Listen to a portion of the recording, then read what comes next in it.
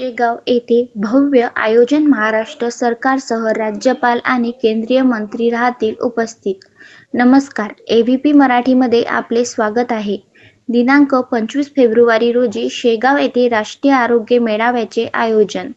या कार्यक्रमाच्या उद्घाटनाला राष्ट्रपती श्रीमती द्रौपदी मुर्मू ह्या येणार आहेत.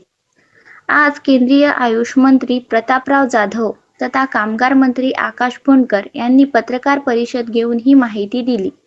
भारत सरकारच्या आयुष मंत्रालयाच्या वतीने दिनांक 25 ते 28 फेब्रुवारी हा आरोग्य मेळावा राहणार आहे. याचे उद्घाटन राष्ट्रपती यांच्या हस्ते होणार आहे. तर या कार्यक्रमाला महाराष्ट्राचे राज्यपाल श्री आचार्य देवव्रत, महाराष्ट्राचे मुख्यमंत्री श्री देवेंद्र फडणवीस, उपमुख्यमंत्री श्री एकनाथराव शिंदे तथा दुसऱ्या उपमुख्यमंत्री श्रीमती सुनेत्राताई पवार यांच्यासह जिल्ह्याचे पालकमंत्री श्री मकरंद आबा पाटील, सहपालकमंत्री श्री संजय सावकारे, राज्याचे कामगार मंत्री श्री आकाश फुंडकर, आमदार डॉक्टर संजय कुटे, अखिल भारतीय आयुर्वेद महासंमेलन ट्रस्टचे अध्यक्ष पद्मश्री पद्मविभूषण वैद्य देवेंद्र त्रिगुणा तसेच आयुर्वेद महासंमेलनाचे अध्यक्ष प्रोफेसर राकेश वर्मा हे देखील उपस्थित राहणार आहेत. या कार्यक्रमाच्या माध्यमातून विविध मार्गदर्शन देखील या निमित्ताने केले जाणार आहे. शेतकरी मार्गदर्शन यावेळी केले जाणार असून आधुनिक शेती आणि आयुर्वेदिक उत्पन्न घेणे तसेच त्यासाठी बाजारपेठ उपलब्ध करून देण्यासंदर्भातही मार्गदर्शन यामध्ये केले जाणार आहे.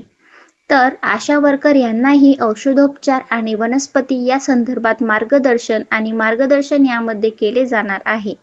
तर या कार्यक्रमासाठी 4 ते 6 हेलिपॅड तसेच पार्किंग व्यवस्था आणि कार्यक्रमाचे स्थळ या संपूर्ण संदर्भात आज प्रत्यक्ष त्यांनी पाहणी केली. एकंदरीत राष्ट्रीय स्तरावरील पहिलाच कार्यक्रम आपल्या जिल्ह्यात आणि शेगाव तालुक्यात होणार आहे, ज्यामध्ये प्रत्येक राज्यातील आयुर्वेद संबंधित कॉलेजचे विद्यार्थी, शिक्षक, मोठमोठ्या कंपनी आणि विविध क्षेत्रातील मंडळी यावेळी उपस्थित राहणार असल्याची माहिती पत्रकारांशी बोलताना केंद्रीय आयुष मंत्री श्री प्रतापराव जाधव यांनी दिली.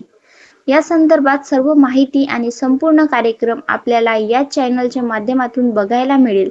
तेव्हा आताच चॅनल सबस्क्राईब करून ठेवा. एबीपी मराठीसाठी मुख्य संपादक विठ्ठल अवताडे, कार्यकारी संपादक समीर देशमुख, शेगाव.